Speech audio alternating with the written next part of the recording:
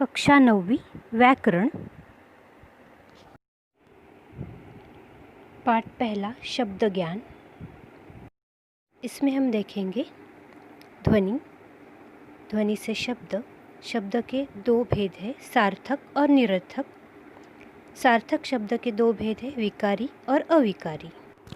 अब आगे सार्थक शब्द के विकारी यानी सव्यय और अविकारी यानी अव्यय यह प्रकार है।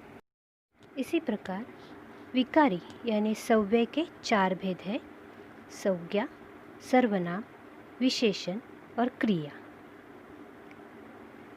इसके बाद अविकारी यानी अव्यय के चार भेद हैं, क्रिया विशेषण अव्यय, संबंध सूचक अव्यय, समुच्चय बोधक अव्यय और विस्मयादि बोधक अव्यय। देखेंगे ध्वनि। अक्षरों के उच्चारण से निकलने वाले स्वरों को ध्वनि कहते हैं। जिसका उदाहरण है, जैसे हम कहते हैं राजू, समय, कप, उन आदि। अब हम देखेंगे शब्द। सार्थक अक्षर समूह को शब्द कहते हैं। उदाहरण है अदरक, शरबत, उपटन, थर्मस, खटमल, नटखट।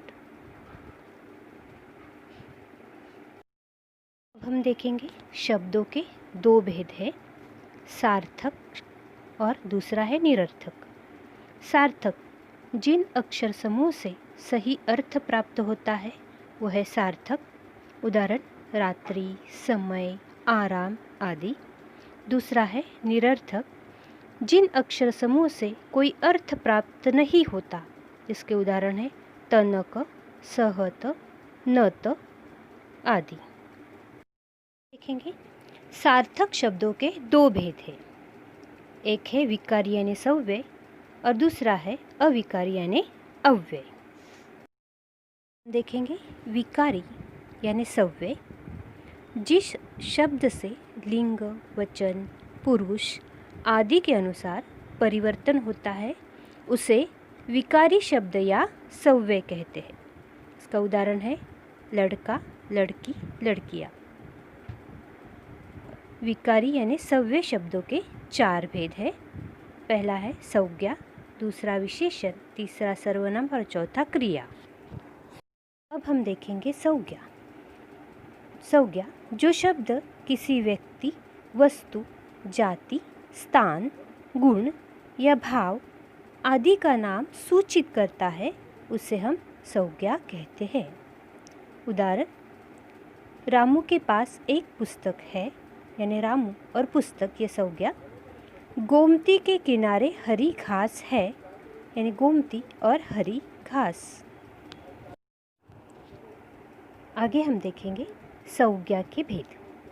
संज्ञा के 5 भेद हैं, व्यक्तिवाचक संज्ञा, जातिवाचक संज्ञा, भाववाचक संज्ञा, द्रव्यवाचक संज्ञा और है समूहवाचक संज्ञा। अब हम देखेंगे व्यक्तिवाचक संज्ञा।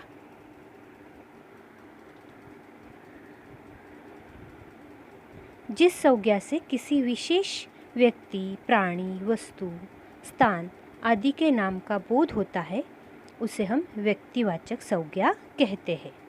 नीचे उनके चित्र दिए हुए हैं उदाहरण के तौर पर। अब आगे जातिवाचक संज्ञा। जिस संज्ञा से अपने पूरे वर्ग या जाति का बोध होता है उसे जातिवाचक संज्ञा कहते हैं। नीचे दिए गए चित्र से आपको ये पता चल जाएगा कि जातिवाचक संज्ञा क्या है। चित्रों को देखकर आपको पता ही चला होगा, यह है भाववाचक संज्ञा। भाववाचक संज्ञा जिस संज्ञा से किसी वस्तु या व्यक्ति के गुण, दोष, भाव या दशा का बोध होता है उसे हम भाववाचक संज्ञा कहते हैं।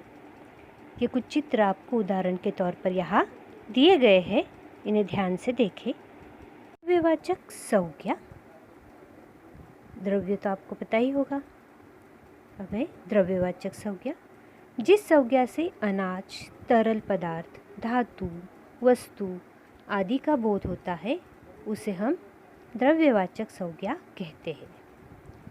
ये उदाहरण के तौर पर ये चित्र आपको सामने दिए गए हैं, जिससे आपको पता चलेगा कि द्रव्यवाचक संज्ञा में क्या आता है। आगे है समूहवाचक संज्ञा। कुछ चित्र आपको दिए गए उदाहरण के तौर पर। समूहवाचक संज्ञा जिस संज्ञा से एक ही जाति के प्राणियों या वस्तुओं के समूह का बोध होता है, उसे हम समूहवाचक संज्ञा कहते हैं। देखो, ये प्राणी वस्तुएं सभी समूह में रखी गई है, जिससे आपको पता चलेगा कि समूहवाचक संज्ञा क्या होती है।